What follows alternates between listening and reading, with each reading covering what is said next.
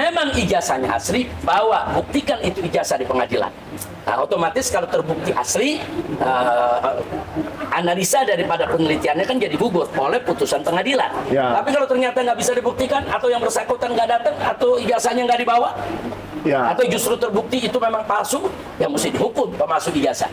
Betul. Nah, jadi ini udah on the track. Makanya saya kaget, jalan yang sudah on the track begini, kok disikapi oleh pihak yang sebelah sana, dengan Bang Desmond dilaporkan Ya. ke Polda Metro Jaya.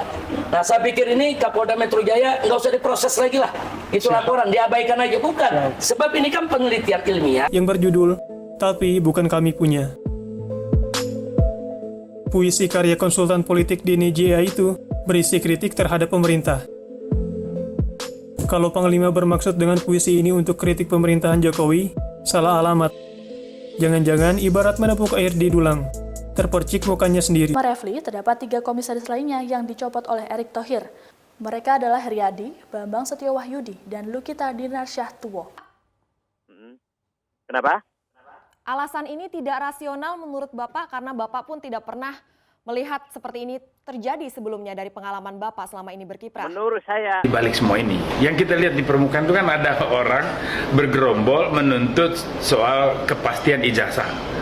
Tapi sebetulnya ada kepentingan besar. Kepentingan besarnya apa? Ada kelompok yang tidak ingin Mas Wapres Gibran itu stabil, apalagi makin kuat di dalam posisinya sebagai wakil presiden. Dan yang kedua, ada kelompok yang sudah melirik jabatan wakil presiden di 2029. Sehingga tentu saja mereka sekarang bekerja untuk menghancurkan Jokowi dalam rangka melemahkan posisi tawar dari Mas Wapres Gibran di dalam kancah politik ini menuju 2029. Nah, kelompok-kelompok ini kan sebetulnya juga beragam. Ada kelompok yang murni pragmatis untuk merebut posisi Mas Wapres, ada kelompok yang juga barisan dendam, sakit hati, yang memang dikecewakan oleh beberapa kebijakan besar yang dilakukan oleh Pak Jokowi seperti pembubaran ormas, terus kemudian juga ada kelompok yang menuding kekalahan di Pilpres itu sebagai rekayasa politik dari pemerintah pada saat itu dan seterusnya.